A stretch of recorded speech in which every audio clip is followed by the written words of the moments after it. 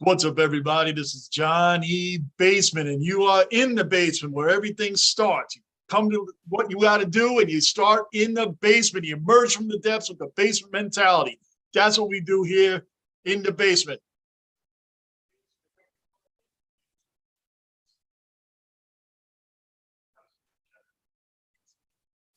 You okay there, Johnny? Well, that was a technical difficulty. We're still live, but as I told you, everything happens in the basement. I didn't hit mute because you know what? I am a tech dummy, but who cares about that? It's me and Lou Talks right now. That's what we're doing here today. And we're talking about the Juan Soto trade. Before we get into that, subscribe, bell notice, hit the like button and comment. You think we're great? Beautiful. You think we suck? Beautiful. We don't care. Just let us know. And here we are with Lou Talks, my man who's been on here with me a few times. Lou, we're ready to get down with that Juan Soto craziness going on, multiple things going on, right? Oh man, let me tell you, it hasn't been something like this in a long time where there's a guy that's 23 years old, um, that is making so much buzz. Once again, a generational talent, someone that you can give a 10-year contract to, and he's still going to be in his early 30s. Not in their 30s going into their 40s like usually these big contracts go. Right. Remember when we spoke, we thought he was like 27, 28. Well, no, Yeah, he's yeah, 23. He's yeah. 23. He started, I think, when he was 19. Had to have, right? One of the crazy stats that we were talking about earlier was that he's younger than 12 of the kids or young men that are in the futures game. 12. So that means most of them are in their 27, 28, haven't even touched or scraped the surface of a professional team. This He's guy's younger than 12 of 23. them? 12. 12? 12 of them. Yes, sir. 12. Oh, man, I didn't know that. Oh That's a yeah. lot, man. That's a That, lot. 12. that's half the team. That's half the team, man. Yeah, I remember Juan Soto coming out and denying that $440 million contract. And at first I thought it was crazy, man. 15 years, 440. It does show, I mean, not that he can't get that money somewhere else, but it does show he really wants to win. And teams like the Nationals, it's happened with other players, man. When people say, and I'm guilty of it too, like, all these guys just play for the money. All they want is the money. They don't care. You know what? This guy actually wants to win. And the direction that the Nationals are going doesn't seem like they want to. Right? They get rid of players like Scherzer. It just seems they get tired of sitting on these bad teams, man. They already got the money. What is he making? 17 million this year? Yeah, I think most of the time that you see, excluding, let's say, the Patriots, Golden State, have most of the time when a team that hasn't won in a long time wins, after that they tend to unload. You remember the Marlins did it, 2 times. They unloaded the whole entire team, Sheffield and Right after the everybody World else, Series. Brown. Yeah, right after the World Series, and it took them a couple of years, but they got back. So it's just he's a generational talent. At the end of the day, 441, 15 years, and he said no, they don't have the money to keep him. I At least think get Jim something back. Leland, that Sheffield team, man, that incredible.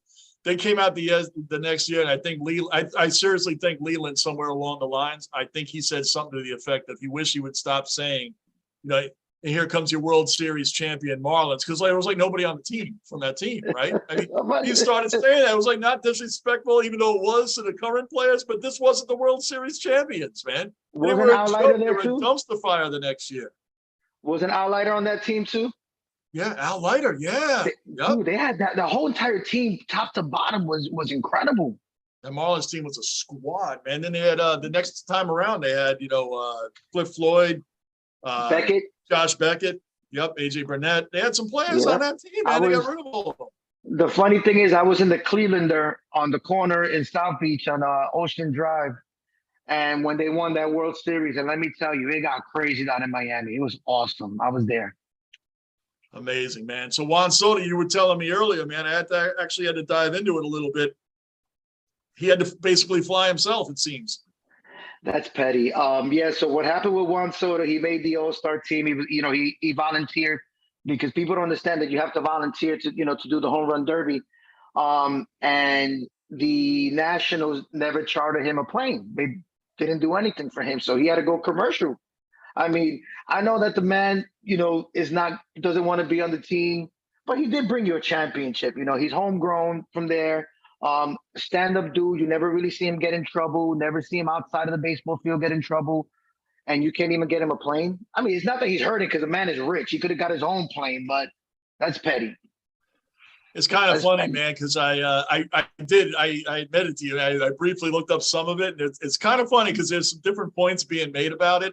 Yeah, the Nationals were definitely petty. It was definitely petty for them not to do that. You know, it's because he wants to get traded. Then they said, well, maybe Major League Baseball should have handled that. I don't know what kind of responsibility they have. I always thought it was the teams. But then there's something interesting came out that Scott Boras, his agent, when COVID was going on and players got traded, he was chartering private jets for these guys, man. Why couldn't he do that now? He had Soto sitting in there for 2 hours waiting for, I mean, I'm reading this and then after a while, I'm like, this is millionaires against billionaires. I've sat in airports for 6-7 hours, man. I know you play baseball. I know you're a superstar, but you know what? My heart's not breaking. I was reading into it. The Nationals should have handled it from a sports perspective. Yes, your employer should have handled this, but now you're a disgruntled employee. They're disgruntled against you. But you are $17 million. You know what I mean? Like, this is where the fans come in and say, boo hoo, man. I sit in airports all freaking day and sit on lines, get in the back of the plane, front of the plane. I sit and coach and I'm crushed in there in the middle seats between. I was recently on a flight. I was in the middle seat for 3.5 hours, man. And it's just like, I'm just like, well, I mean, welcome. It's sad to say welcome to the real world, dude, where once in a while you got to be on coach. Yeah, but the funny thing is, I'm going through the comments. I like to see what people. I like to keep my finger on the pulse of what people are saying. Oh yeah, And let me tell you, now one person felt bad for him. Now one person. Everybody was like, "Boo-hoo! $17 million a year. You can't even book your own flight." Or oh, now you have to kind of the same thing. You have to deal with what we have to deal with. But I mean, he won and he represents the National. That's your team, regardless of what's going on. Right. No, I mean, I get it. Like I said, I get both sides of it. I really do. And I get that, you're probably not used to having to go through this and get a flight. And Boris complaining, it's like, dude, that's your client. Why didn't you fly him? I mean, Exactly. you could have put him on a private jet. The Braves got there 5 hours before him because they had a chartered flight. 5 hours. He got there at 1:30 in the morning. The kid from I think from Oakland, I forgot his name. Houston found out that Oakland put him on a commercial flight, and Houston stand up. They stood up on this time, and they were like, "Hey, don't worry about it. We have a couple of players going. You're in now. We're here, but you're gonna come first class with us." And I mean, you got to give them props for that at least, You do. And again, man, it's not like, as like Dusty Baker said, I don't understand why all our players get booed, because a lot of these fans, the stadiums are booing players that weren't even on the team during that time. And I always feel like they're booing the organization more than the players. They're booing the ownership knew and all that stuff. And I think that's really what they're booing, not so much the players. And again, man, it's just staying on the fan thing for a minute. The money that they make, only because you text me this earlier. That's why fans do not care about millionaires, billionaires' problems.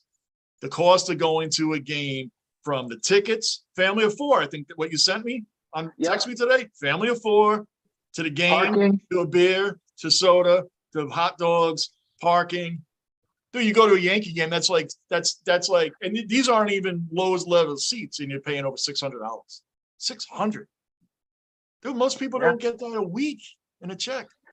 They save up for months to go to these games. That's why you got to give Uncle Steve props when Lindor and Baez started doing the thumbs down. He nipped that in the butt right away. He didn't even wait for the following day. That same night, he went on Twitter and he goes, "How dare you? How dare you?" Saying, "Oh, these fans are loyal. They've been around for years. They spend their hard-earned money." Some of us, we don't got it like that. So for me to take, my kids, it's $400 or $500 just to watch you guys complaining that you cracked the nail and you don't want to play. Come on. Right. That's what I'm talking about, man. And you got to get in that parking. Plus, most people that are going to these games are getting up at 5 a.m. to go to their work, to be busting their butt all day, labor job, computer job, whatever. Then get home, get your kids rounded up, get in the car, sit in traffic, go to Shea Stadium at the time, now it's Citi Field, or the Bronx or whatever. That's not an easy drive from Long Island. That's not an easy drive. And then you get on the train to the subways, you can do that too, but try doing that at rush hour time with kids with you. So it's not, dude, it is a nightmare. And then you're going to sit there and watch somebody complain about what their problems are. You got problems like these, these are planned like you're planning a vacation, man, to do this with your kids. If you've never been in a train, the 7 train, the 2 train, the 5 train, the D train, at 6 o'clock, 5 o'clock in the afternoon, when it's Oh, summertime, sometimes the air conditioners break on those oh, trains. Where you're like a can of sardines, and I'm coming to cheer you, and you're not even playing. right. Right. You And know, that's it's where tough. we come from. And that's why when the players treat the fans, like you said, Baez and them with Baez sealed his fate with the Mets once he did that. Oh I yeah, really, he was done. I honestly believe that's part of the reason why they're just like, see you later, dude. Lindor had already been the 10-year contract. He's made more than made up to it for the fans. He knows he was wrong. I know he and Baez were boys before, Baez even came to the team, but they know Yeah. you can't do that to the fans, man. You just can't. Nope. And I'm telling you, that was his ticket out of here. That's my opinion, but I believe that really sealed any other fate of being Yeah. around. Same thing with Mark Stroman too. Same thing with him. Yeah, There's really.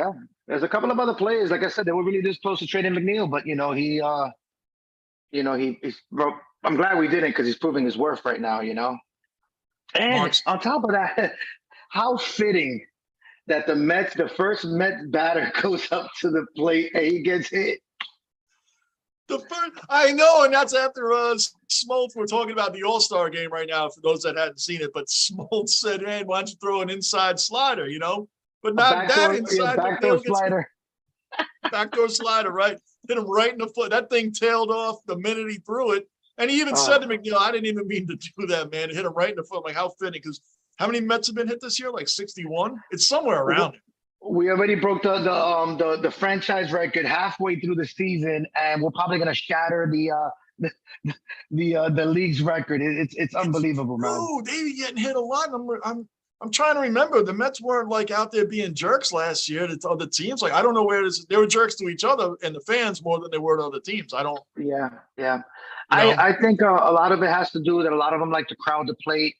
Most of them have these, not just them, all these big, gear and this and that, that they're not scared to get hit. So they're gonna get in there, and some of them don't even move. So I mean, it's just.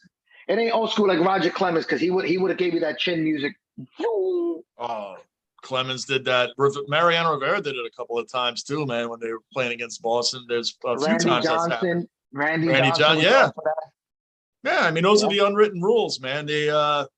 It's true, man. That's why there's the rules in baseball are like no other sport, man. No other sport. That's why these cheating things and things that are a big deal in baseball, like the steroids and the just like in football, when the steroid thing was going on, Jason Taylor at the time, at the peak of baseball steroid cheating stuff, Jason Taylor said, "Why am I in a MVP race with Sean Merriman? He was suspended 4 games for steroid use, and he's in an MVP race, for football. And why? In baseball, you're banned and shunned, and these guys here, Lou and I would talk a lot offline about Pete Rose compared to the steroid guys, compared to the Astros and Cora, and now even currently the Yankees, who actually did get caught cheating as well from the 2015-16 area, somewhere around there with the letter being sealed. Why is Pete Rose so hated and banned for life? And these guys, that's all they get.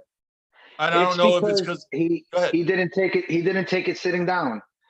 Same thing, not Terrell, because he never really got caught for any cheating or anything like that. But how is it Terrell Owens leaves football in the top 3 in every single statistical category, and it takes him how long to get in? That dude should have been first ballot. Yeah, it's a personality checklist, man. That's why guys like Bonds and Clemens, who were never cool to the media, they were never cool to their teammates. So, that's what's always said. But David Ortiz, I even like him. Everybody loves David Ortiz. Boom. He actually failed the test, and Barry Bonds never failed one. Even though, whatever case, everybody knows he never failed one. Ortiz did. Ortiz first ballot Hall of Famer. Why? Because everybody loves the guy. He's a great guy.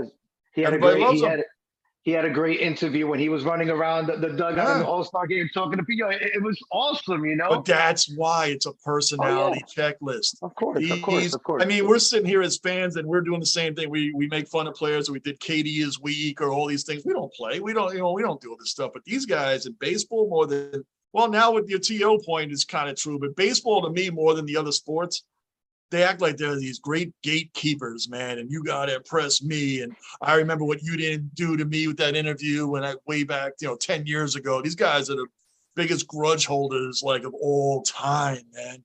These guys will not allow players in. Barry Bonds was a Hall of Famer way before he started doing anything or blew up. Mark McGwire to me was never a Hall of Famer. Sammy Sosa was never a Hall of Famer. Bonds, Clemens, these guys were Hall of Famers. We all know it.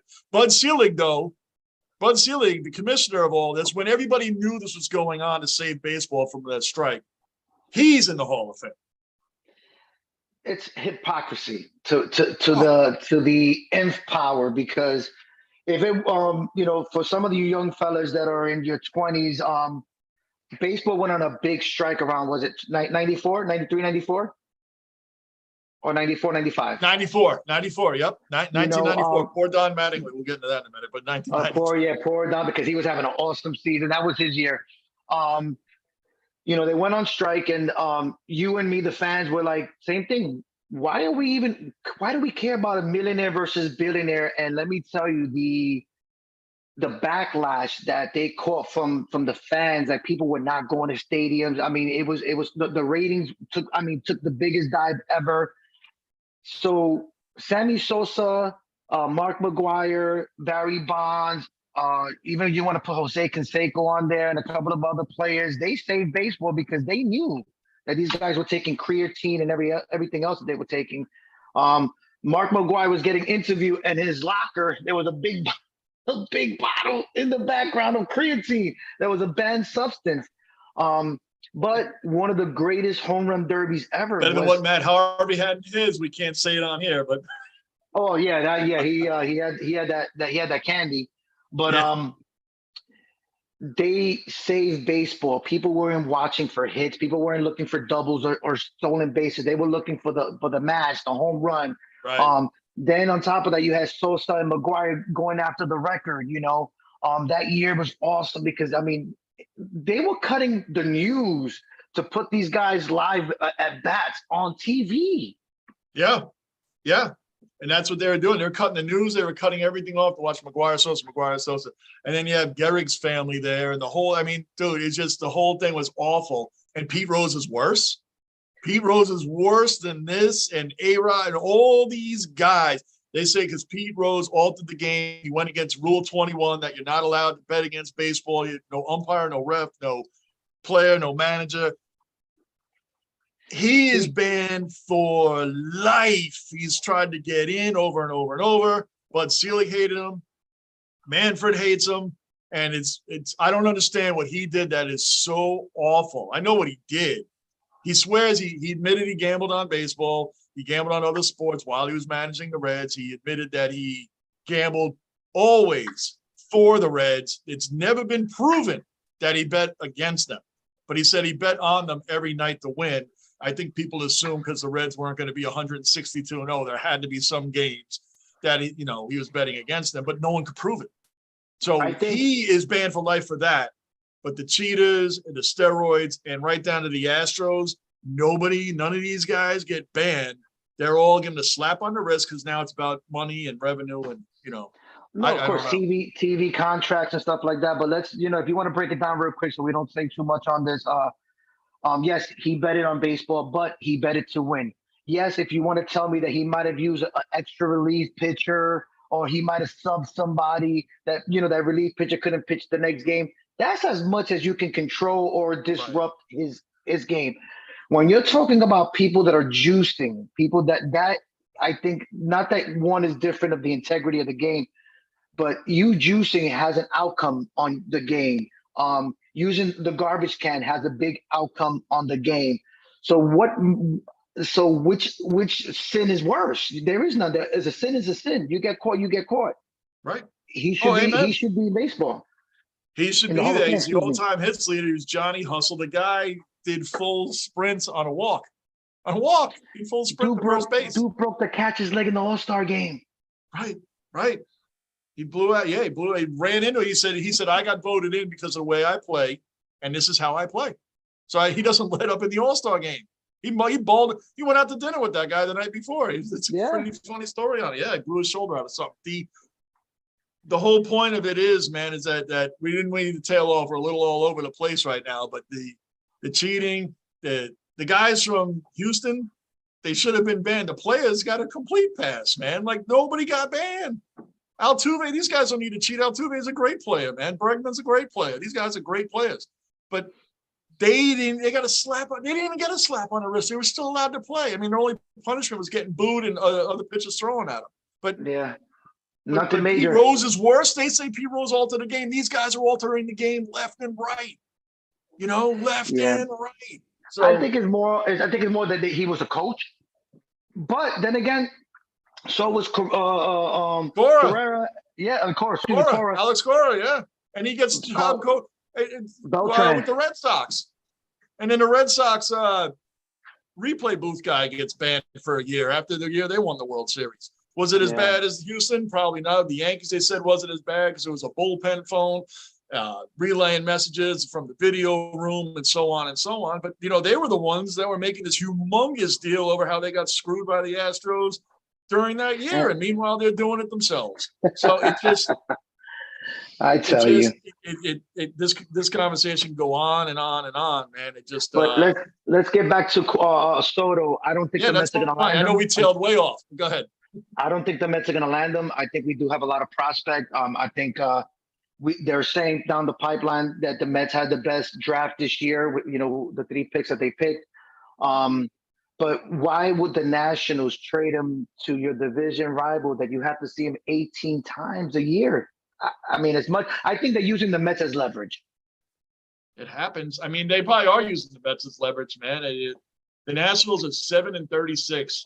And last I looked against the National League East. That is pathetic, man. He wants off the team. It's not like it's a Braves-Mets rivalry or a Phillies-Mets rivalry, but it still can be a rivalry, man. It's just the Nationals just can't keep pace with these teams. And, it's happened before. Curtis Martin went from the Patriots to the Jets. It does happen. It's not that often. Johnny Damon, keep it baseball terms, went from Red Sox to the Yankees. Yep. It does happen, but it's rare. It's rare, but the Mets, they're going to have to give up. They're going to have to give up a starter more than prospects. They're going to have to give up some stuff. So there are some people out there that say they would give up DeGrom and Alonso to get him. Like, you're a moron. I would never. Oh no, that's a moron because Alonso's still on a minor league contract at this point. And oh my God, I hate to say it, but give up DeGrom. He's still hurt. Like we just had he had a rehab start, and now they backed up again because he has muscle soreness. So now that's pushing it back again. It's like, dude, stop throwing 101 miles an hour. Your stuff is so good. Throw 97, 98. Every now and then reach back and throw 100. Yeah, when you're in these minor league rehab starts, like when Scherzer was there against the Rumble Ponies or whatever the team was, it wasn't like he was throwing it. He's just they're out there, warming up, throwing it. It doesn't matter they give up a run or two, man. They're not out there throwing their best stuff. But I think DeGrom is going out there with killer instinct, man. Just I'm going to mow everybody down, and it's hurting him. It's almost like a Chris Sale. Oh, Chris Sale. I felt I have to throw it off for 1 second. That dude's always been hurt. The guy works his ass off to come back. And did you see his pinky get smashed against the Yankees? Did you know that? Oh, he's out for years. I feel awful for him. This guy has fought his tail off rehabbing to come back to Boston. Fought, and to have that smash off his finger, and he's out for another 6 to 8 weeks. Why do some players always seem to get hurt? And that's not his fault. They said that ball off Hicks' bat was 106 miles an hour.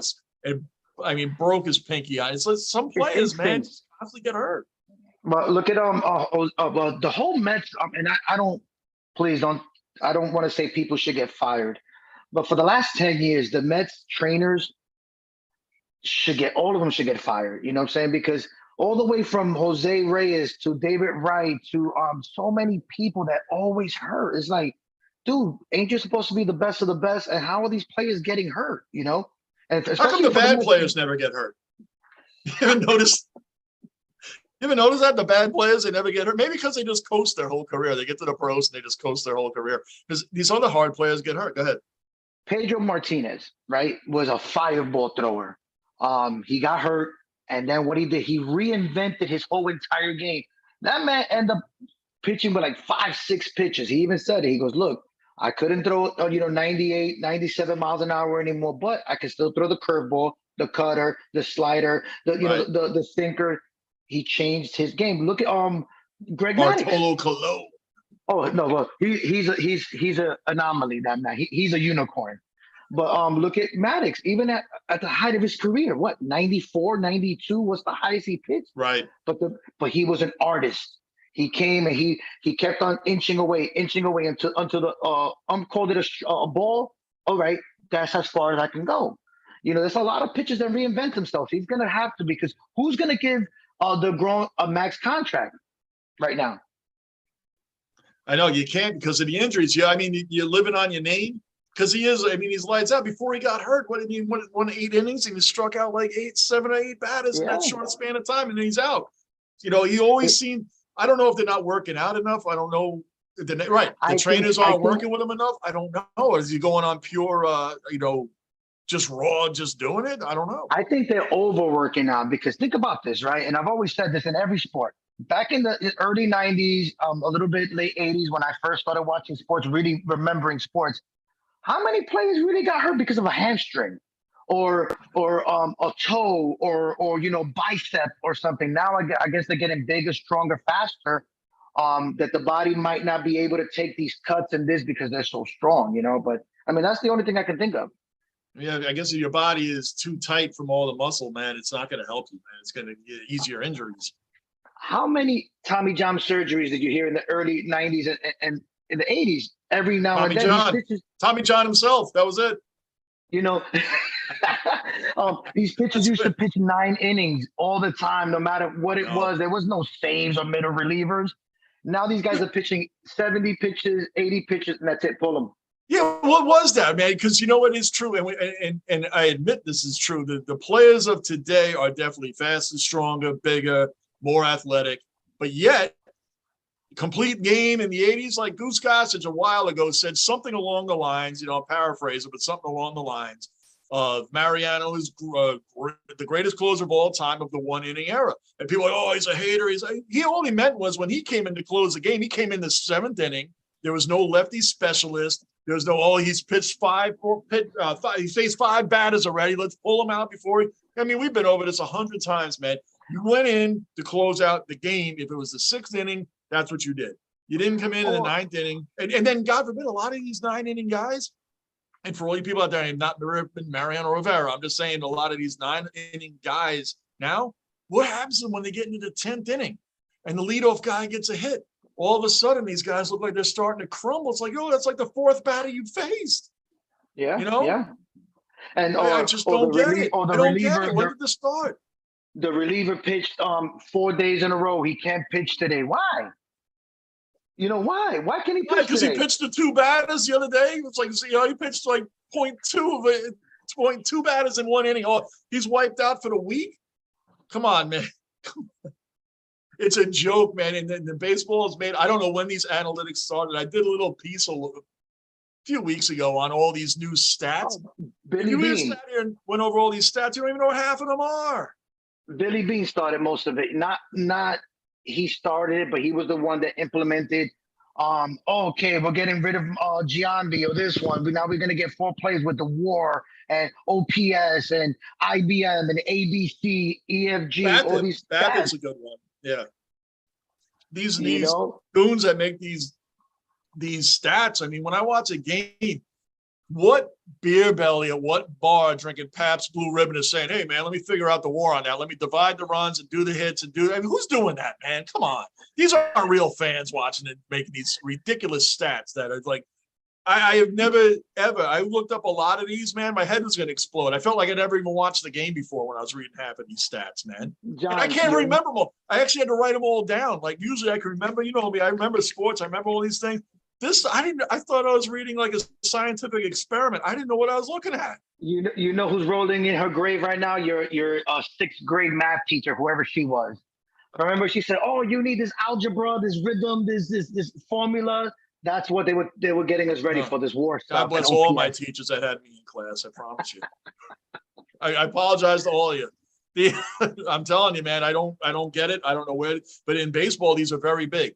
To me, it's average, home run, RBI. That's it. I don't care if the guy gets a hit and how with the against the shift, for the shift, in this situation against it, man. I just want you to get a damn hit. We got a runner on second, get him home.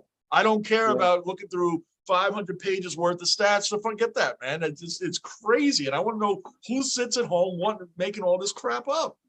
I'm old school with that, man. Just give me the basic stats. Who you think's landing Soto? I think it's gonna be San Francisco. Ooh, I'm gonna go with my dark horse, man, the Cardinals. But remember, they have a Goldie, and they have the third baseman too. Arnado, yeah. From what I was, reading up on it, that San Francisco for the last couple of years have really not given out big contracts. Their two big contracts fall off this year, so they have the cap to sign somebody like that. So that's my dark horse is San Francisco. Yeah, I don't think say he's the going Cardinals to the Mets. because He's not going to the Braves. Even the players they don't get, the Cardinals seem to be just in the background, like, hey, don't forget about us. They tried for Stanton. They tried for a lot of these guys, man. They're always like, hey, we're still here, and they did land Goldschmidt, Ronaldo, man. He's got a lot of people forget how what a great third base Ronaldo is, man. He's top three in the league to me. He came from Colorado. That's why a lot of people don't know who he is. Over 300, 310 every single year, over 20 to 30 home runs, 100 and something RBIs. He's a machine. Yeah, you can't name any third baseman you would take over him. And the guy's amazing, man. So, yeah, it's just no. Yeah, you can't. But the Cardinals are always right there in these trades, man, because they are a big city. They're a big baseball town. And I think that's why they'd really be in it. I don't think the Yankees and the Red Sox have already proven they're not going to do stuff like that. Great organizations. The Red Sox proved it when they let Mookie Betts go. Like, how dumb was that? Like, why would you let Mookie Betts go? Like, that right there tells me, and if you're a Red Sox fan, like, why would you do that? That'd be like the Yankees giving up a young Derek Jeter. Like, the guy is an amazing player, man. Like, how do you give up, how do you give up a player that's one of the most elite guys to come around a generation, man, and you give him up? Yeah. They're not going to go after Juan. Why would they go after Juan Soto if you gave up a player like that? They're not even going to keep Bogarts. It looks like they're going to let him go because they got Trevor Story now. I guarantee you they're going to move Story from second base to shortstop, let Bogarts go. I don't like Story over Bogarts. I'm sorry. Bogarts never gets spoken about. Yeah, that Boston the last couple of years have been really strange because Boston is usually with the Yankees, neck and neck with the Yankees. Who you getting? What we getting? Who you getting? And then all of a sudden they just become sellers. It's just I don't know. It's just strange. They got Bloom from the Rays, I think, who thinks he's still playing around with the Rays money, not the Red Sox money. I don't know, because even the pitching, you know what I mean? It's like, hey, dude, we have money here. Like, it's not Tampa. And the pitching they bring in, Rich Hill, come on, man. And James Paxton, when do you think you'll be able to pitch in August? I mean, I don't mean to go on a whole no. But they might be, these are the reasons why Juan Soto's not going to go there. I don't see them even making a play for him. Maybe that's the reason why they're not spending money, because that's what they're shooting for him. I mean, it's weird. This whole Soto thing is going to be really crazy because the team that gives up half their farm system, because that's what they're going to ask for, is going to want a sign and trade or an extension afterwards. Because why am I going to give up the farm if I can't sign you afterwards? That's scary. The other thing too. Yep. In hockey, usually it comes hand in hand. Hey, we're going to trade this guy, but they already got a contract already set up for him. But in baseball, most of the times, yeah. I mean, no team's going to give up young prospects, man, for a guy for a rental. That's the word we're looking for. That's what it is, a rental. But remember, I think 2 years left on his contract. But if I was the Mets, man, give up the farm, give up Batty. I know people gonna crush me. It's got to be teams that are in it, man. The Red Sox aren't really in it. I mean, not at this point. They're not even in it. Why would they give up the farm for a guy that's going to play? And what if they end up being horrendous the rest of the year? He's going to stick around for that? Probably not. Oh, no, I'm going to go somewhere else. The Yankees, the Dodgers, the Mets. San Francisco, and the Cardinals. They're all teams that are very much in it, man. Those are the Yankees. I don't even think they're going to go after them because they're going to want Aaron Judge or they're going to want one of those guys back. And I just don't see the Yankees giving up Judge. Even though I got to give him credit, man. I usually say the guy's hurt all the time. He hasn't been hurt this year. He's been on a freaking tear. Oh no, he's betting on himself. Yep. Isn't it funny in his He's betting on contract himself. year? Not hurt. I'm not saying he plays like that, but it's just he's killing it this year. I hate to say this name because I feel so bad for him, but Dak Prescott betted on himself, was having a crazy monster season. Here comes the New York Giants, whoop, break his ankle. I know a lot of people hate the Cowboys, man. We're not, going to tail off too much, but Dak Prescott, to me, do I think he's the greatest quarterback in the league? No, but you know what I think he is great at? Over a lot of other quarterbacks? 110% the entire game.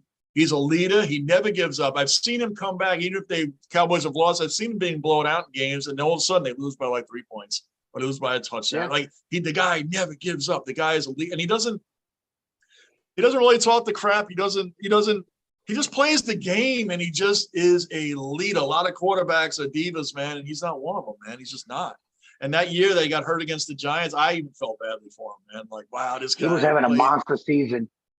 They were really on a roll, man. You know how I know he was having a monster season? I had him as he was my quarterback in my fantasy team.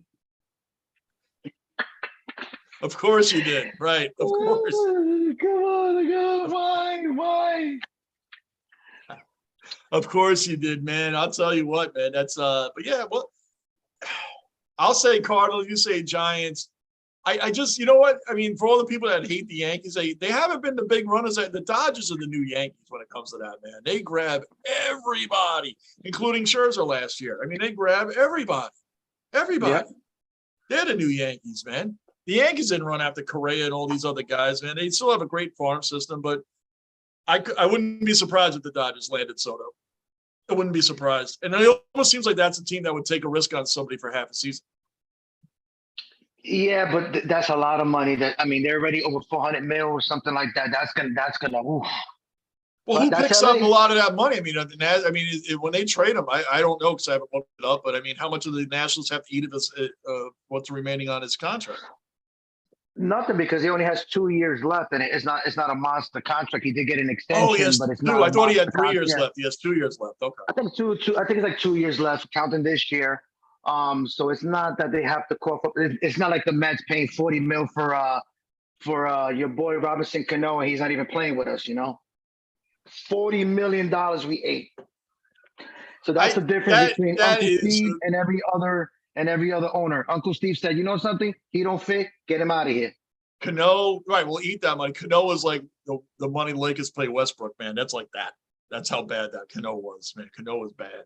Cano was. Oof. 40 million. What did they think this was? 2008, 2009?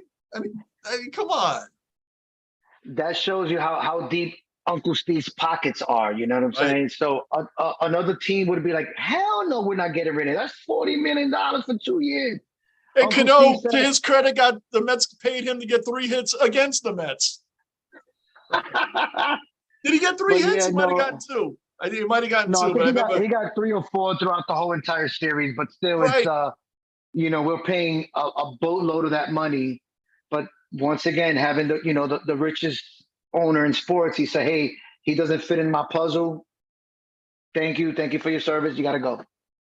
It's funny because with you saying that too, it's of the long time Met fans who all hated Steinbrenner. Oh, he buys all his players. He gets ahead. But now it's great when you have an owner with the Mets that's doing the same thing because he's a modern day Steinbrenner.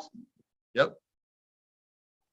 I told you the last episode that me and you had. Yep. I said, hey, I was the first one crying, but now it feels good when what they say, when the rabbit has the gun, I'll take it. Yeah, so I get. Right, of course you will. Like we said, everybody that hates LeBron would love him if he was on his team. It's just a matter of when it comes back, to around to your house. Of course, man. Everybody knows that. So it's I don't know. We'll see what happens, man. Soto, he's not going to go to a middle of the road team. He's not going to go to a team that's just. I mean, like that's what I mean when I say sometimes it should be a salary cap because the Pirates, the Royals. I mean, these teams. They got no chance in any of this stuff, and any players they got. We talked about this the other day. They got to get rid of them because they won't be able to afford them. Just like the Rays have done over the Rays are the only ones that consistently stick around. You took the words out of my mouth. Look at the Rays. Nobody can say that because look at the Rays every But it's single one year since team. But I know 2000. what you're saying. I know. But They get rid of like Longoria, David Price, and Crawford. At the time, all those Shields. guys. Don't forget about Shields, Pena, B.J. Upton, Yeah. Hellboy. Even Snell came out of there. People forget Snell came out of there. You know what I'm saying? Archer. I don't know if you Now we see. I all don't even talk. know if Yeah, you. Chris I don't Archer. even. You know Right, what he I'm went to the saying? Pirates. So, He disappeared on the Pirates. People forgot about him. Yeah, he was good but for the. that organization, their minor league system, whoever their scout is. You know what movie I watched the other day? Trouble with the Curve. Remember that movie Wow, I haven't seen that with in a long time. Yeah, that was Clint Clint Eastwood? Eastwood. Yeah, yep. Wow, Great movie. I man, watched it 2 days ago. But incredible, right? same, oh, great movie. But it kind of shows you that analytics is not always the end all be all. We spoke about this. Alex Rodriguez during that World Series says, why are you taking out Snell? Like, look at the eye test. Oh, that Yes, was all the awful. That was computers, awful. the computers are telling you to take him out because the fourth time around the batting lineup I he hate starts. it. But let me tell you, we spoke about this. Top three, 1, 2, and 3 was 0 for 9. They didn't even sniff a hit. As And that soon as they includes took him Betts and out, Corey Seager, right? boop, game over. As soon as they took him out, game over. Because what the analytics, what they don't Yeah. show is now, all right, the bullpen's in. Now these same batters get hyped up. The bullpen is in. New life. We got new life. Boom, hit. Because they're not coming up there frustrated, like, man, I can't hit this dude today. This dude's on fire. Oh, we're going to take him out for you guys because it's the 6th inning. We got to get our lefty specialist in. We got to go through this whole, oh, no. We got to get this guy in because he pitches the 7th inning. Oh, now it's the 8th inning. We got to get our warm up to the closer guys. I hate it. I hate all of that about baseball, man, because it's so routine. It has to be done this way. Joe Girardi, I still believe, got fired from the Yankees because of that, even though he took that young team all the way to Game 7 of the championship game when I think they were 10 games out around the All-Star break. And he took them. He brought them all the way there. But because he does the eye test, well, you better get out of here. We're going to bring in Aaron Boone because Aaron Boone's a yes man. Yes, man. Yeah. Well, Cash had said they don't tell him how to manage. We send down suggestions. Well, what do you think those suggestions are? They're orders. Come on. It's a joke. Basically. Just come on. I hate it. Like did we talk about it the other night? I don't remember. But yes, we talk about a lot of subjects. Let's talk about the second. And the runner on second. Okay. Go ahead, do the shift first, and then we'll get to my favorite, the automatic runner on second.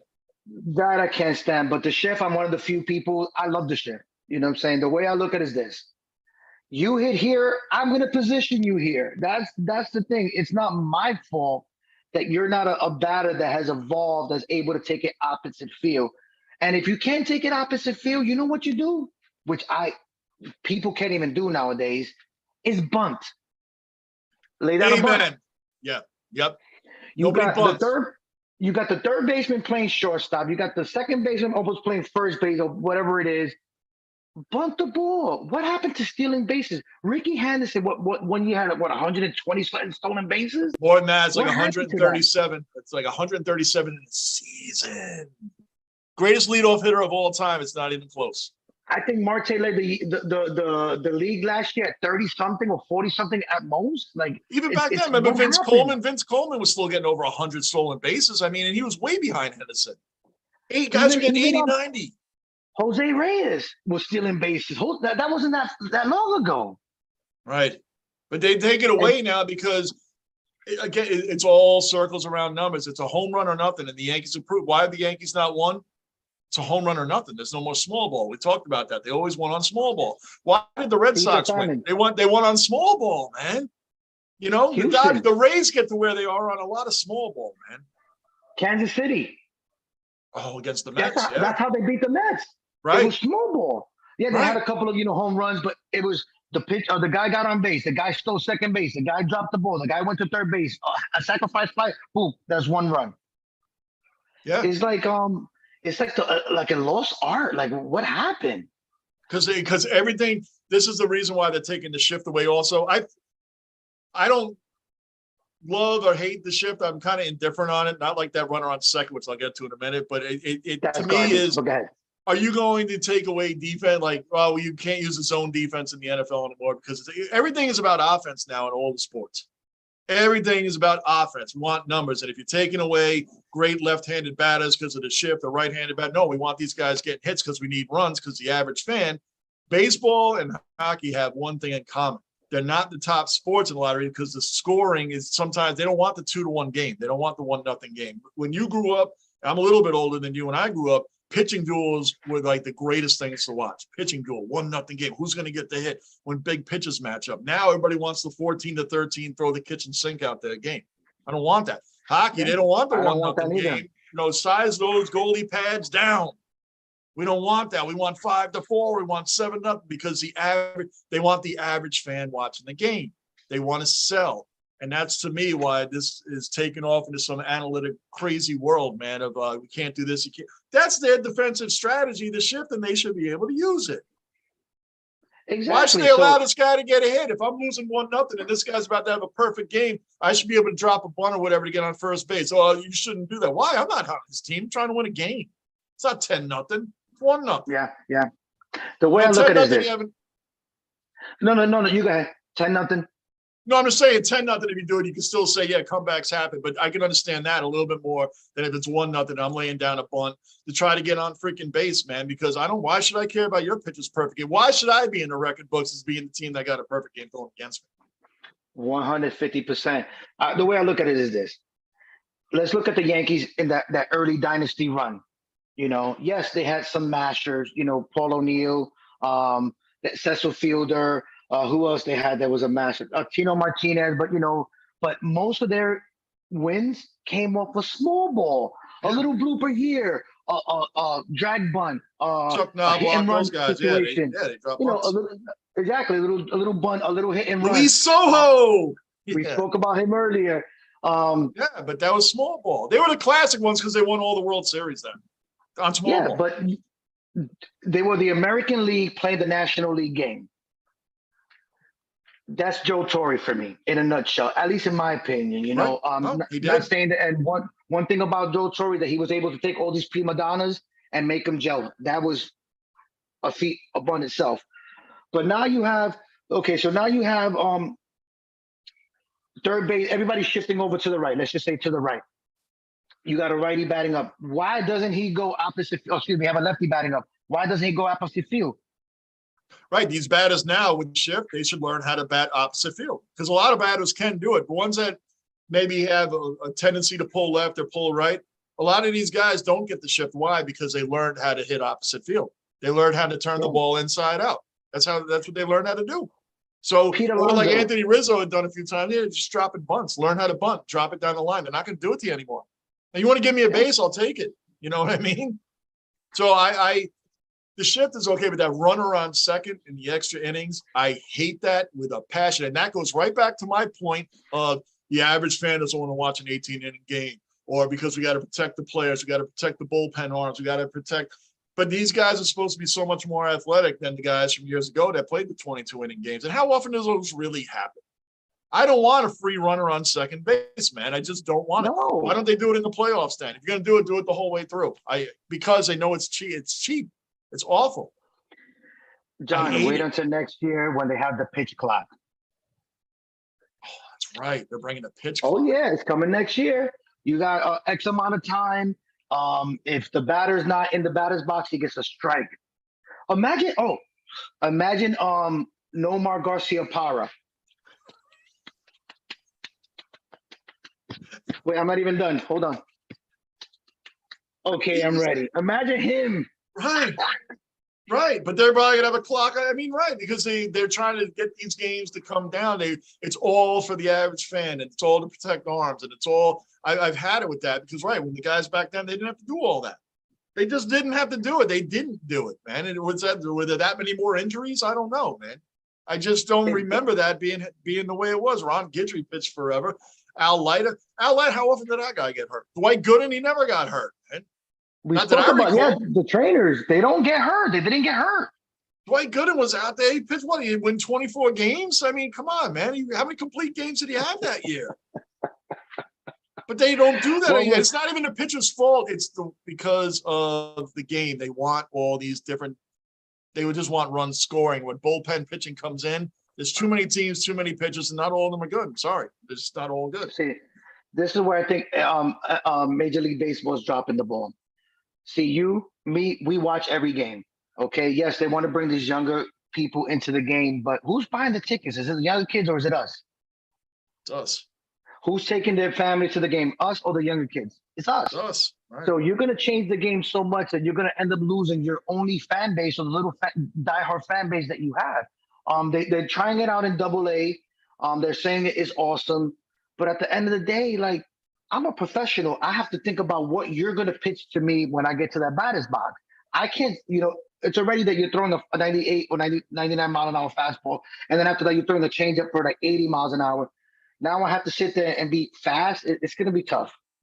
What do you like? When's the strike zone and all that? When are they going to get rid of the human umpire too, man? Because I like the human aspect to it, man. Because you know what? Pitcher's pitching a great game and he throws a slider. It's just slightly outside the box. Yeah, that should be a strike. Sometimes I really feel it should be, man. I'm sorry. If you've earned it as a pitcher, you earned it. But to have it that close and this, that, and the other, man, to take the human element out of the game, I don't want that. I just don't. I know there's mistakes that happen. What's your feeling on that? I'm a little bit biased on this because if you're gonna bring in the replay, why don't have, we do see the box at home. Right. And some of the times, the catcher will set up left and it'll go right and it'll still be a strike. But since he had to move completely across the plate, they don't call it. I'm impartial. With that. At the end of the day, I like the human element.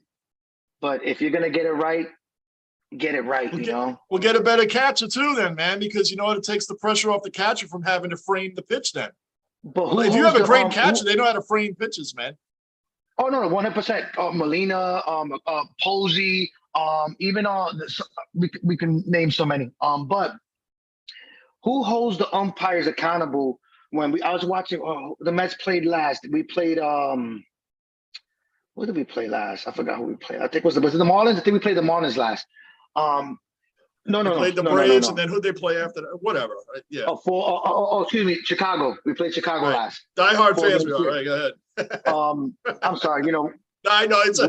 We ain't ESPN. We don't have the teleprompter. You know what I'm saying? We have to think about this. We have to really think. But there was this one game. I think it was the second to last game that the guy missed so many pitches. It was horrible. Oh, it was 29 of them. That was one of the different games this year, but there was 29 in one game. Did you see that? Horrible. 29. They were like way off. But then again, the league holds them accountable. The league does. Dude, but how? Well, do they get fined? Do they not get games this?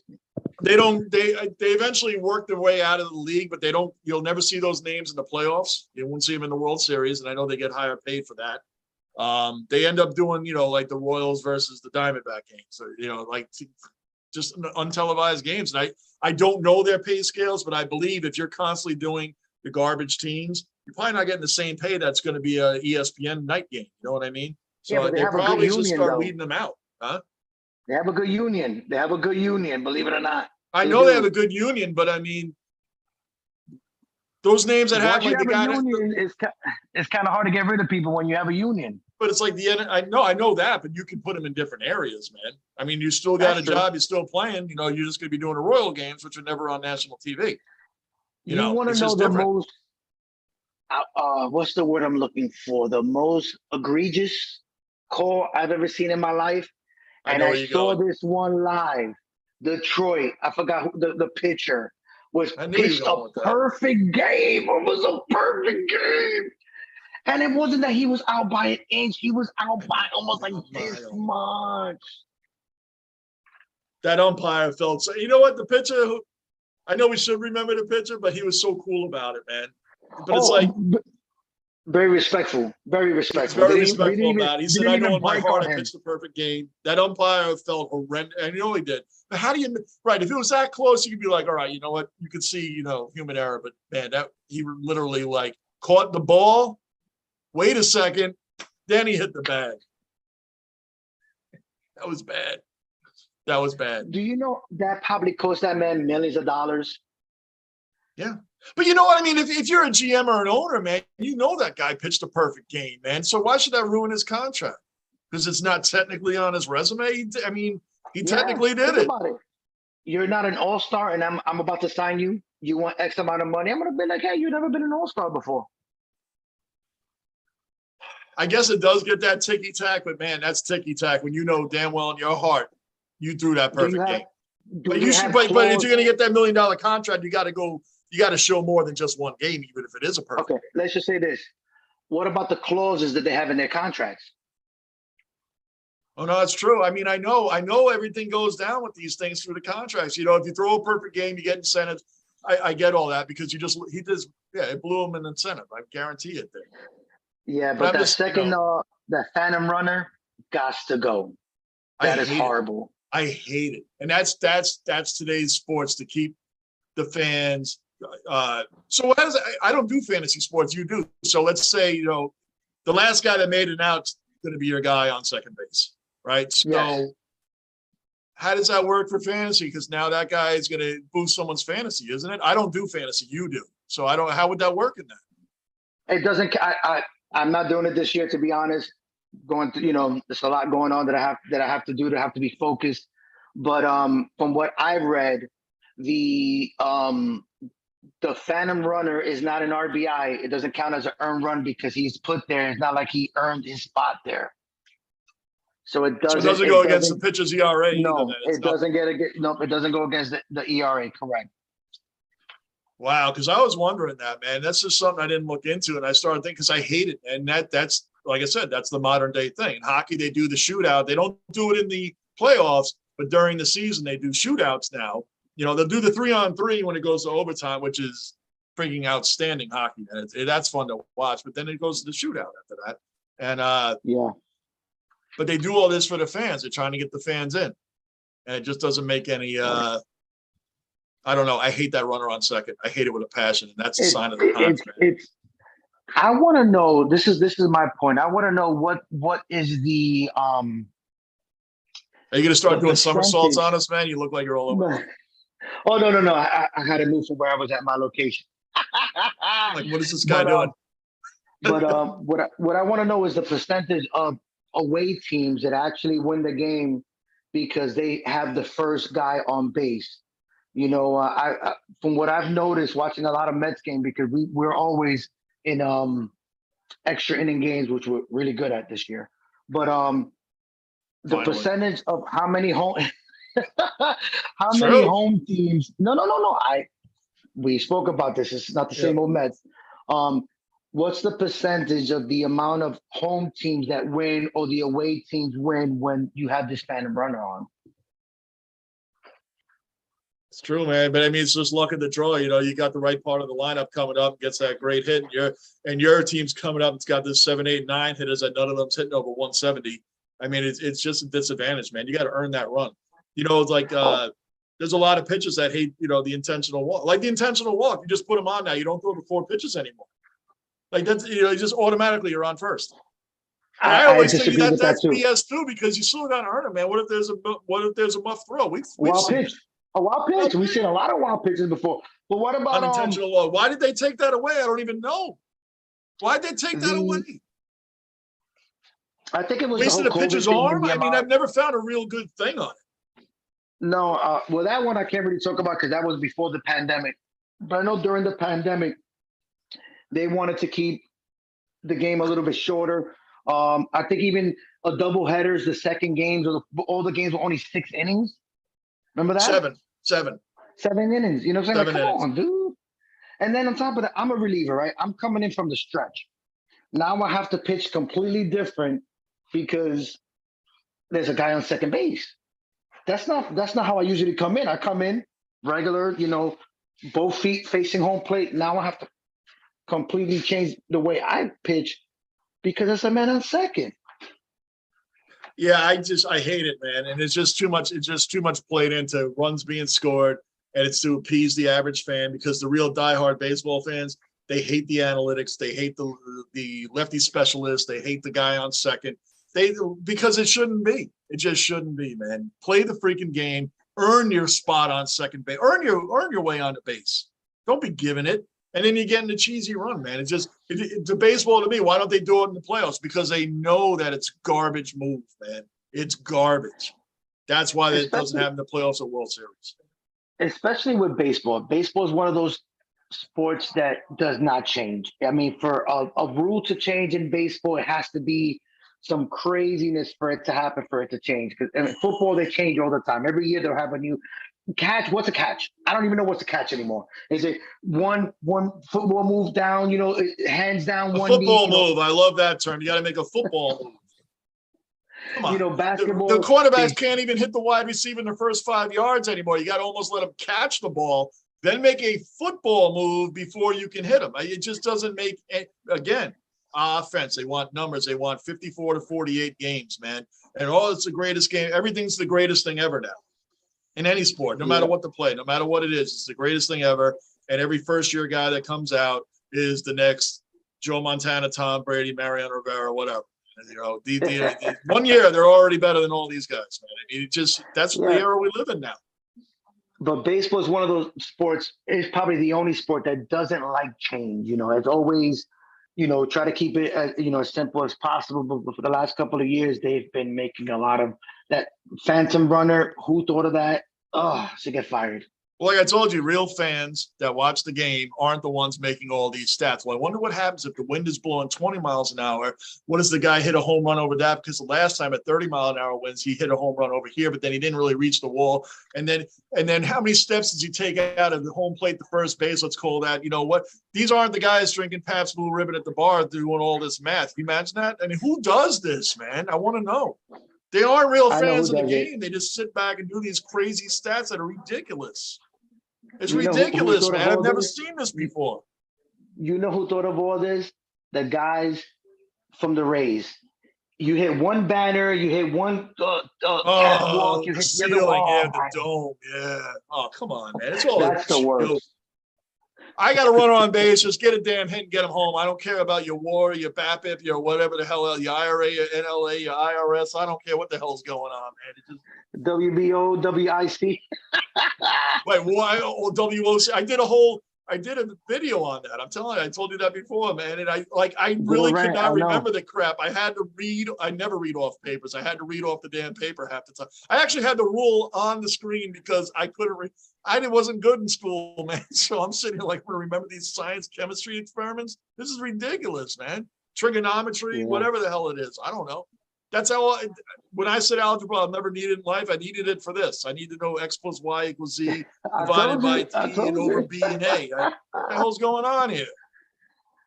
Just crazy, like, right now they have the wild card. Now you have two wild card teams. One plays the other team. The other one this. It's. Just make it simple. Because if you do have a DeGrom or or a Scherzer, and you have one game to play, man, you're gonna win that game. It's just what if the other team has a great pitcher and you don't? One game. Or what about if you had to use your best pitcher the last day of the series to make it? You know what I'm saying? Which I understand. The team with the better record should have all the advantages, but one wild card is good. Why do we need two? Now they have to because there's too many teams. There's too many teams, man. They just have too many teams, and you already know next year. You already know 2 years from now the Pirates are out of the playoffs. They're out of the playoffs in 2025. You already know that. The Royals are out of the playoffs in 2025. We already know this. Half the league can't even compete. The pitching isn't even there. There's hockey now. Hockey has a big problem of not having enough competitive goalies. They don't. Most teams now, not to steer the hockey for a second, most teams now have 3 or 4 goalies throughout the year. Some of them use more than that throughout the entire season. You love hockey. This is your whole intentions, but go ahead. Right. But that's what I'm talking about. Well, it's comparison to pitching. The pitching isn't there. There's too many teams, too many pitches, too many guys rushed up that can't throw major league pitches, man. They get smacked around. They end up on the bad teams. And that's why part of me likes the salary cap, like to have a salary cap, and there's part of me that doesn't. Because you already know there's the same rotation that's going to be on ESPN, the same teams, and the same teams generally going to make, right? ESPN has the same one. Yankees, Mets, Phillies, Boston, Dodgers. Those are the same teams you're going to see, and the Cardinals religiously on ESPN. And all due respect to the teams that I forgot, but I can tell you 27 teams you'll never see on national TV. Football doesn't even. One rule that I do like is the relief pitcher. You have to pitch 3 batters before you can take them out. I agree with that. I do like too. You come in, you're in. That's it. I get that because in the past, like I told you, when this started coming around, I was at Yankee Red Sox. We were at the game. Sean Chacon was pitching a great game for the Yankees, and it's way back. So he gets taken. All of a sudden, he gets taken out of the game. What's going on? And I don't remember the guy's name, but they said, in comes lefty specialist. Like, who the hell is lefty specialist? Who is this clown? I never forget. He came in, and first pitch, David Ortiz put it into the parking lot, and I'm like, and then they took him out. And I'm like, what was that? He had a 2-run bomb, and he ended up losing. It was an ESPN night game. I'm like, what was that? I mean, it was back in 02, 03, somewhere around there. I'll never forget it. Like, lefty specialist, who is this guy? And he was a forgettable person. That's why I don't remember him. And I remember damn near everybody. And I'll never forget. He did one pitch, and Ortiz put it into the parking lot. I mean, it was a no doubter. Like, the outfielders just turned around just to see how they didn't even move. Like, you know what I mean? It was that gone. And then they just took him out of the game. Went to another commercial break. It was one of the longest games I was ever at. It was like almost 4 hours, and it was a 9-inning game. They have commercials like after every batter. It felt like. So yeah, I hate it. I hate it. That's the only new rule that I can say that I like, because at the end of the day, I don't want this manager to come out every other batter to change. No, that makes the pitching coach comes out first now. How often did you used to see that? The pitching coach comes out, and they're all hanging out and BSing, and then they wait for the umpire to come out so the guy in the bullpen can warm up. I mean, come on. The pitching, what is he going to tell him? Hey, dude, you got to, pitch better. Get this guy out. I mean, what are they talking about? Don't give up the home run. Yeah, that last pitch you threw, don't do that anymore. I mean, what are they doing out there that's going to be so motivating to this guy that, give me a break, man. Come on. Especially when they're warming somebody up. How many times does a pitching coach come out for a relief pitcher on top of that? Because it is killing time. They make the umpire come out and say, hey, break it up. And then everybody takes a slow walk back to the dugout. I'm a Mets fan. I've dealt with that a long time. So who's going to be your dark horse this year? The Mariners. I think so too. Mariners are 14 in a row. 14 games in a row. The only other team was Atlanta. Atlanta was the only other team to hit 14 in a row this year. The most the Yankees did was 11. When we talk dark horse, that's the defending champions. The Mariners, they came out of nowhere. They're on the ball. All due respect to the Orioles, I love that they went on a tear and they're above 500, even if it's a game or two. I love it. I love when teams that are never ended do something like that. But the Mariners are a definite dark horse in the American League. What about the Nationals? And they spent a lot of money this year. That's the craziness. They spent a lot of money this year, and Chris Russo was murdering them. He's like, "Oh, put a fork in them. They're done." And now he's backpedaling. So I like to hear that. Yeah, man, that is crazy. That's my dark horse in the American League. What do you think of the National? The Phillies. I'm telling you, I'm kind of hanging around. They're kind of hanging around. They're that team. I'm telling you, they have a decent, all around batting order. If they can is Harper ever coming back? I don't know. You also have the Marlins that are, they're. Let me not even say that. I know the West. Yeah, the West is done. LA is already up. They're like 10 games up on the Padres, right? 9 or 10 games exactly. But then again, you have, if the Padres can get in, oh my God, Tatis They're another Jr. weird team. What? Yeah. What's up with the Padres? Jr. What's up with them, man? They have the team. When they got Machado and then Tatis and all, it's like, man, this team's going to start taking off. They even got Luke Voigt over there. It's a good, it's a solid DH, man. And they just come on. Look at their pitching staff. They have Snell. They have Darvish about to pitch against the Mets. Their pitching staff is all right. It's just you got this young kid that they gave a lot of money to, goes on off season, breaks his wrist, and Tatis really killed his team. He killed his team. Killed it. it's funny, man, because, we all say, well, in baseball, it's hard, like, because baseball's other problem is they don't even promote, other sports promote players and promote the league. The league doesn't do that. They don't even promote, guys like Aaron Judge that's killing it. They don't even promote Mike Trout. Why? Because he's on the Angels. Like, they don't promote Mike Trout at all. And I think a lot of it is because they get pissed at the guy, well, why'd you stay with the Angels? You're supposed to be on a competitive team. It goes all the way back to my salary cap thing. Like, Shohei Ohtani doesn't even get it. I mean, he gets it, but he doesn't get it. Like, he should be on tons of commercials, man. Tons. If I'm not mistaken, Mike Trout I has tailed not off played a on something playoff else game. there for a minute. I know we're talking about baseball and wild card teams and things like that, but I just feel baseball, is dropping the ball a lot on that. Mike Trout has not played a playoff game yet. I know. How you got the best two players in baseball don't make the playoffs? Even when they had Pujols when he first came over from the Cardinals, they never made the playoffs, man. Like, I mean, how does that happen? They even got Joe Madden as a manager who took the Cubs to the World Series, who top of the Yankees and the Red Sox in the AL East when he was manager of the Rays. Like, he stood up to both of the top teams that have been there forever. And then he goes, what happened? What happens over there? You got the two best players in baseball on the team and consistently. I mean, so Ohtani has like a 2.3 ERA or some ridiculous thing like that, man. And he crushes the ball. I don't get it. You're having a lot of issues over there, man. No, give me 1 second. I had to move again. I'm sorry, John. If you saw what we're all looking at, man, you're like, what the hell is this guy doing? That's why I always have a nice background, thermos, just in man? case. What? Water. Yeah, okay.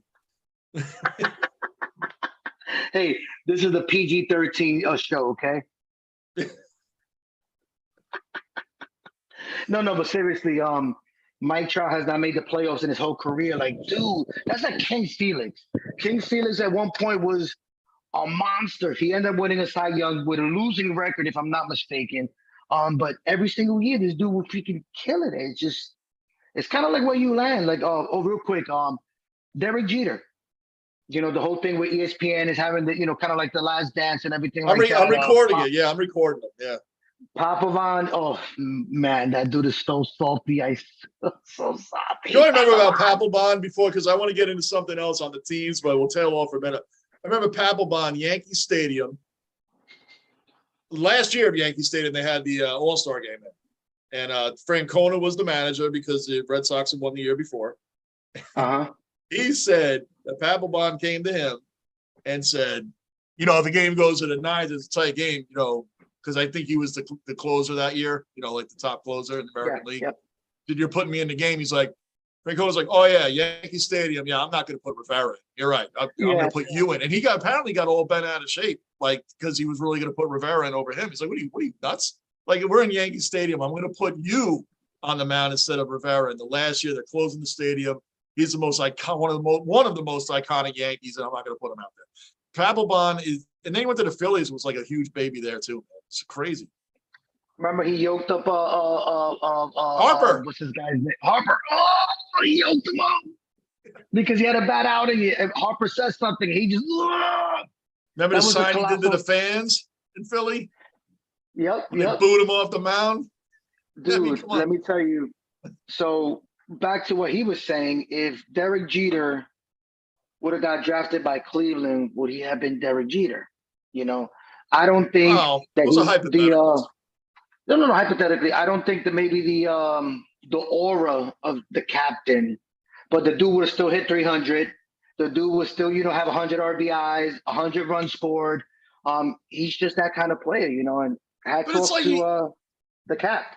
It is funny, but he was really the superstar of that team. How many players on that team were better than him?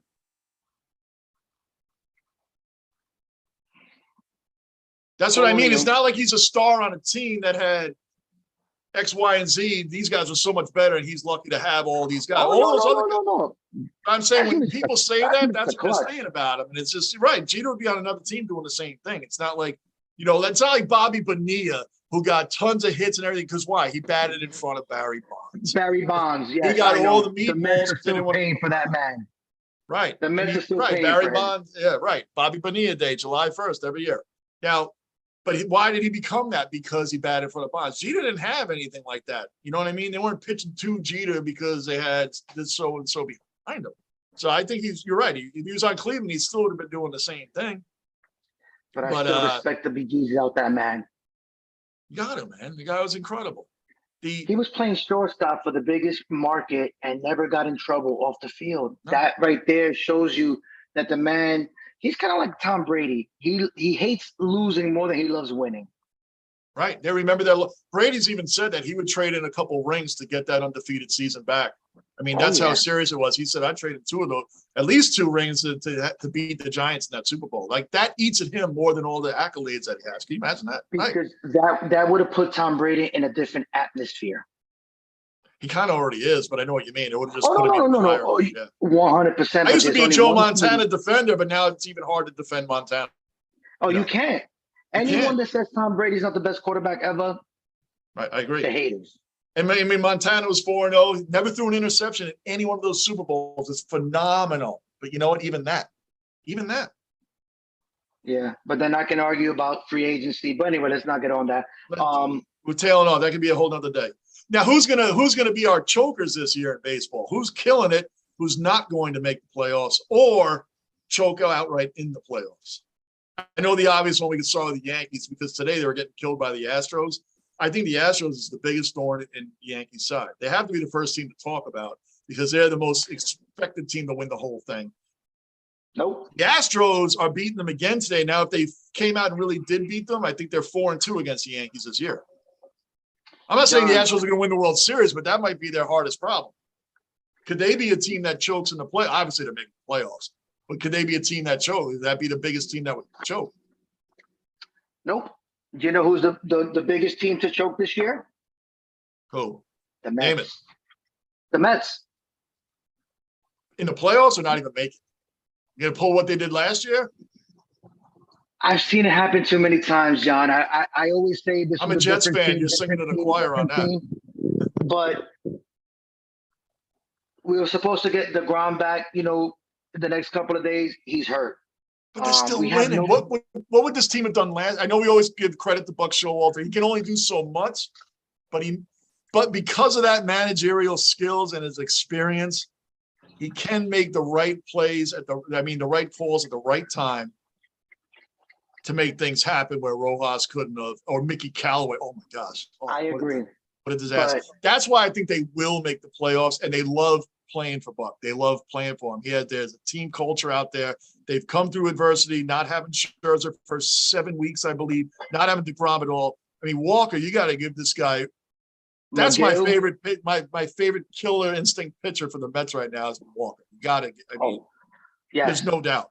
This guy's picked up the slack and then some since these guys have been out.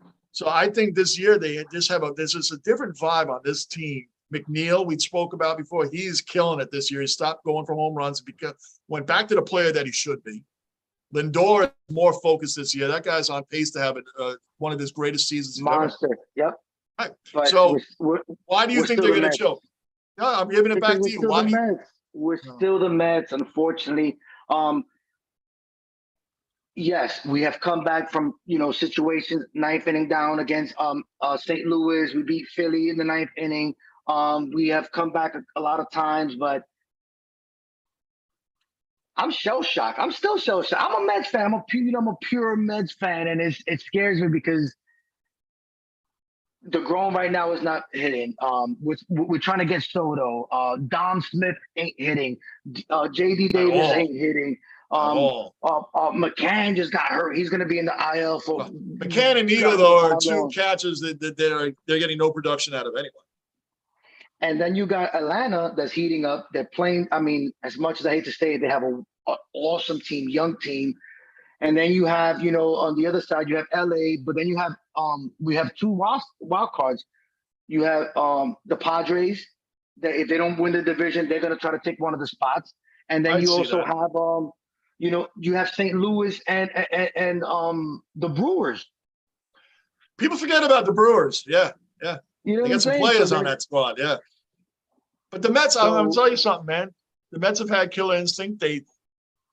I hear all your points, and yes, being a Mets fan, like I've been a 4-decade Jets fan, and people are like, how come you didn't do a review on the draft? Because I don't want to win in April anymore. Like I want to see it translate to the field. I won't believe it till I see it. I'm sorry. That's the way I am with the Jets. I'm sorry. Yes, Sauce Gardner and Wilson and Garrett Wilson, not Zach. I'm not totally sold on Zach yet, but Garrett Wilson, Jermaine Johnson, all these guys they got are superstars. They look great. Translated to the field, because I can still see them going out week 1 against Baltimore, losing 37-3, and nobody knows why. And Zach throwing 5 picks. But it's being negative. Listen, if you ain't a real Jet fan if you ain't negative, unless you just became one, okay? Because I've been around since they drafted Joe Klecko. Anyway, that's tailing off. So I get your point on that. It's just, I'm just going to help you out a little bit here with some throw points. Me a life raft, please. Throw me a life raft. Buck's my first life raft. Buck is my first one.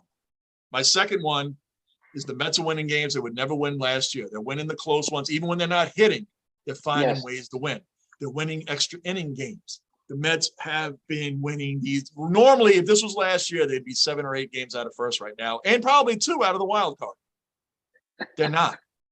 And they dealt with a full team last year. They're not doing that this year. They lost Syndergaard. Everybody's like, oh, no, Syndergaard, we brought in Scherzer. We lost Stroman, brought in Scherzer. Scherzer made up for both pitchers. It just – yes, he did. And Bassett, I believe, will have a better second half than he had in the first half. Me too. And Carrasco. I think part of it, with Carrasco too, you proved me wrong on that one, because the other night when I was like, oh, yeah, he's going to be a merry-go-round on the bases, and it wasn't. He had a great game. But the game before that, damn it, he did. It was 4-0 before you blinked an eye. 2 games. He gave up 4 runs in the first inning. I think Bassett felt a little bit of that New York pressure, because I feel like when Scherzer went down, DeGrom was already out. But when Scherzer went down, Bassett, being the number 1 guy in Oakland, probably felt, this is on me now. Now I got to prove my worth. Just my opinion. I think now he's going to be more relaxed. Scherzer's back. The rotation's doing well. I think he's going to be more, the pressure's not on me, even though I don't even think the New York media put the pressure on him, because he wasn't a big name coming over, even though he was a solid number 1 for Oakland. So that's my opinion. I just think things are going to smooth out. I think the Mets are going to be okay, man. I think when McGill went down is when he put too much pressure on himself. Oh, that's a good point. Yep. When McGill's still down. I don't even know when he's coming back. We have no DH. We need a DH, right? We have We have no offense from the catcher. I don't understand coming in with that to stop you on the DH thing for a minute. The catcher, actually, I'll use both points. No production out of the catcher. Nito's a very good defensive catcher, but there's no. Awesome. Yes, I agree. One of the best. So it's kind of like when the Yankees kept Higgy and got rid of Sanchez. Higgy is a far and beyond better than Gary Sanchez ever was behind the plate. Nito, to me, is far and beyond better than McCann behind the plate, but neither one of them can hit. Nito is hitting 211, man. Dom and JD Davis, these guys, these are your DHs, and this is what you ran with for the whole year? You didn't even make a trade for I would have traded for Nelson Cruz. Try to get a guy like your team going somewhere. Nelson Cruz coming over here. He did it for the Rays last year. He's killing it with the Nationals this year. Why are you not sticking him on this team? Hey, you can take JD and Dom. Take them both. We'll take Nelson Cruz back. I don't care if it's a half a season rental. We'll take him back.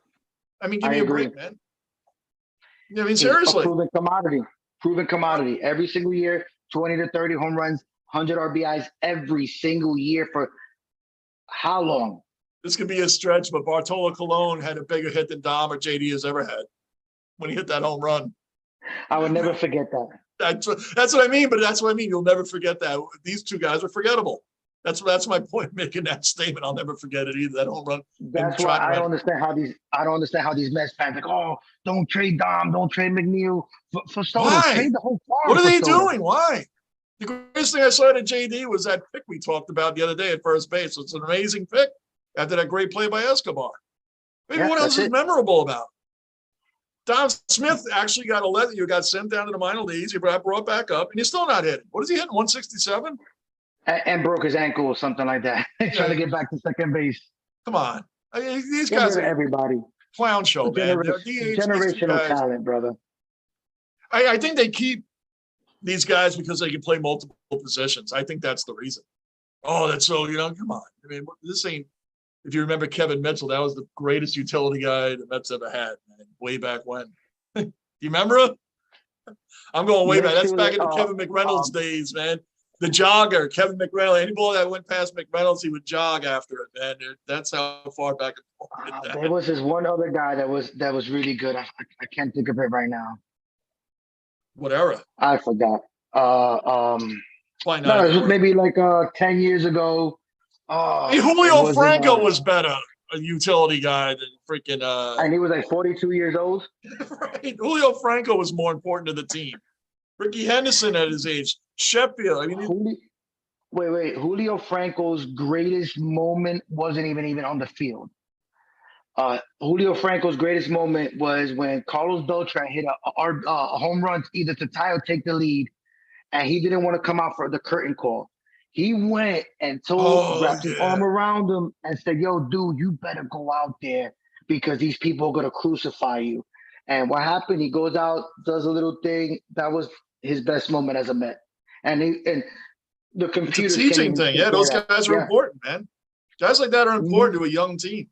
They're important. You need players like that. And I don't know if the Mets have a guy like that right now. Luis. He can play he can play all the. No, I meant that leadership besides Buck that's going to put him over. Oh, Max Scherzer, baby. No, I'm talking about play. I know I'm a little old school when it comes like the pitchers. To me, they're around for the one game. They're out for the one. I mean, the everyday player on the field, man. That is that Julio Franco leader. Maybe they need one guy. And I think, I honest to God, I think it would be Nelson Cruz if they got him. I keep throwing that name out. Yeah, but Lindor's really active. Lindor is, yeah. He's one of the first persons up on the dugout, clapping it up even when he's not playing. He's definitely stepped it up he's stepped up a lot this year playing in New York. He's grasped it a lot better this year than he did last year, man. He has. I mean, I think toward the end of last year. We are missing, a Tino Martinez. We're missing. That's what I mean. We don't have that guy that's been around for a long time. That's like, hey, man, like, I know it's funny because I go back to some Yankees. I just think a guy we talked about the other day, Brett Gardner. He was the emotional leader of that Yankee team, man. That guy, when he spoke to you, you listened. Frank Gore, when he was on the Jets, they were 0-12 at the time, or 0-11. These veterans said that he went up to a couple of rookies that were laughing after a game when they were like 0-9. Like, what's so funny? Like, you've been around all these years and you guys are around 1 year. You guys are laughing after a game. We've lost 8 in a row, 9 in a row. What are you doing? Like, you need that guy. Yeah. And everybody shuts up. That guy's on your team. You get automatic respect walking through the door. Doesn't matter how long you've been in the league because you've been there, you've done it. We are definitely missing a Freddie Freeman, Molina. Let's see somebody else from a good team. A Posley. Even that. What was the outfielder's name? I forget his name. He had from San Francisco. Oh, I can't forget. He had a big beard, orange beard, outfielder. Batted really funny. What's his name? How long ago? Recently. He just retired recently. Who else did he play for? To San Francisco. He played for a very long time. Oh, whatever. I don't know. I'm not gonna. You made your point, though. You made your point. Good, yeah. Exactly. Yeah, whoever he was, he did great. In the basement, we don't remember everything. We're not going to sit here for 5 minutes trying to remember. Who cares? We made our points, man. We'll see, man. We'll see about the Juan Soto. We'll see what happens. I still say he's going to end up on the Cardinals. I don't think the Mets or Yankees or Red Sox. San Francisco. Or the Giants, That's right? my pick. The Dodgers. I'm telling you, the Dodgers I wouldn't be surprised if he went there. I just don't. I don't see it. But there's too many moving parts for him to end up in LA. Yeah, no, I agree. I just don't see it. But I don't care if the Mets give up the farm to get him. But then again, you got Anaheim. I swear, Anaheim. They're another team. Besides the two big dogs, who are they paying? They're the other team that would get Juan Soto and somehow still not make the playoffs. Still make the playoffs. They still won't make it somehow, right? They'll still manage to not make it. It's amazing. They're an amazing, weird team, man. Weird. But hey, it is what it is. We'll be back on I don't know. We'll be back on baseball today or tomorrow. When do they start again? Today? They started the Yankees were getting their asses kicked today by Houston, and the Mets are on tomorrow. I think only a handful of teams played today. I was watching that before it came on. It was like 7-2, and I was like, all right. But Saturday or only Sunday if you want. Sunday's a definite possibility for everybody that's still watching. Yeah, we could probably do Sunday. We'll just do, like I said, we got to start getting into the football season, man. Training camps are opening up. We got to get into why New York sports in general just don't seem to be getting anything done, man. Just nothing outside of a couple of Super Bowls for the Giants and the Yankees. The rest of our teams, the Knicks, Rangers are coming around now, but I'm just throwing out teams. The Islanders, and we have too many teams to be doing nothing. Oh wait, Nothing. no, we did win the championship recently. The soccer team last year. The soccer team, the New York Soccer Club won a championship last year. And what is their name? The New York Soccer Club. The name's the Soccer Blue. Club? I think that's the name. Like the Washington football team? They're the New York Soccer Club? I think it's called the New York something Soccer Club, if I'm not mistaken. Look it up. You know what's funny? Even if you're making that up, I wouldn't even know. That's if you just made that up, I wouldn't even know. So. We got the Red Bulls. That was the first team. And then the other team that just came out is like the New York Soccer Club or something. I forgot what it is. I mean, dude, when we're reaching for that, we have the best figure skater in the world too, right here in New York. I mean, come on, man. We're really reaching. You know what I'm talking about, man. Come on. We're trying, brother. We have the best water polo team somewhere out on Long Island. But you got to give them credit, though. At least you got to give them credit. Come on. Well, hey, listen, I'm not knocking soccer as a sport. I was just talking about, and it's funny to say the major teams because soccer is the biggest sport in the world. So, but you know what I'm talking about. I know what you mean. You know what I'm talking about. All due respect to soccer, I know you need some serious cardio to play that game. You need some serious skills to play that game. I have watched soccer before. The game is very competitive. I respect it. I just don't watch it. And John, you know why we don't dominate soccer too? Because we have so many other sports. We have so many other sports to watch. I really think that's why it is. It has nothing to do with the game. Like, I mean, I can't watch everything. NASCAR is huge here. I don't watch NASCAR. It's huge. I don't watch it. I have watched it. It's exciting as hell, but I'm trying to keep up with what I got with these just the four major sports that I grew up with. Like college was huge. I don't watch a lot of college football, man. I just don't. I never have. I'm not gonna lie. When I grew up on Long Island, I think I was like a teenager before I found out that Notre Dame wasn't in New York. Like that's all they ever showed was Notre Dame games. Tim Brown, Tony Rice, Jerome Bettis, Rick Meyer. I mean, these were the guys that I watched growing up. I'm like, what, really? Notre Dame's not in New York? No, because Rutgers and Syracuse are so bad, they don't show them. They show Notre Dame games. Every Saturday, Notre Dame was on growing up. That's when I was the remote control for my father. Turn this channel, I watched Big East basketball college growing up. I watched Patrick Ewing, Ralph Dalton, Reggie Williams. These are Chris Mullen. Yeah, I watched St. John's, Villanova, Georgetown, Purdue, Seton Hall. I watched that more than the pros at that time, you know? Sure. This is what I watched. When I moved down south, they played 4 years back then. They always told me, what's your college team? I'm like, football? I don't know. You know what I'm saying? Like, what, Duke? You know, something like that, you know? But no football. The basketball, Big East, woo. I always watched Big East growing up. And it's not even a knock. When I moved to Florida for that short time, well, I bought a Florida Gator shirt only because I like the colors, man. People are like, oh, you like them? And it's like, whoa, I didn't know it was a Red Sox Yankee thing. Like, I didn't know. It's a religion down here, brother. Oh, man, dude. I know you're down there. It's just, dude, I got that. I was like, whoa, you know, it's like, it'd be like buying a Red Sox shirt and walking around the Bronx. I mean, it's just, you know, that's what it felt like. But dude, I respect the games. I always feel like in college, a lot of the numbers are bloated, man. And a lot of them to come to the NFL and they don't do it. That's just my opinion. I've seen it too much. Alabama gets to play Alaska University a lot. You know, I know that's a fictitious team, but it's just a point. A lot of these numbers are run up through the ceiling, man. The big games I watch is when the SEC plays against each other. I'll watch a lot of those games because they're competitive rival games. But I'm not watching the other ones. I'm not watching East Carolina play, you know, the top teams. I'm just not watching that, man. Sorry. I went off on a little side tangent there on college stuff, man. I might get ripped, but anyway, brother, it was a great show. We'll dibble and dabble on that during the season. Nothing major, just a little dibble and dabble. Yeah, we will. No, we will. We will. I'm educating myself on it. I mean, I watch more WWE than I watch college football. I know it's just the way it is. Just the way it is. So watch SummerSlam, damn it. All right, guys, we're gonna end it there, man, because we're starting to tell. I don't even know the points I was going with there. It just went off. We'll be back Sunday night. We'll be talking about a lot of football, man. Football's back. We're gonna be getting into that. That's what we do in the Opening basement, season. Johnny. We just We're talk gonna about do, yeah, we're gonna everything. do the New York sports stuff. Why we've been failing as a city with major parts of our teams. That's what we're mainly gonna do, and why the Jets and Giants have been two dumpster fires for the past 5 years or longer. The Jets actually are supposed to be that way. The Giants aren't. That's the only difference between the two. We're gonna get into that too, man. So until then, for the two of you that are still watching, we love you and thank you for hanging in there with us.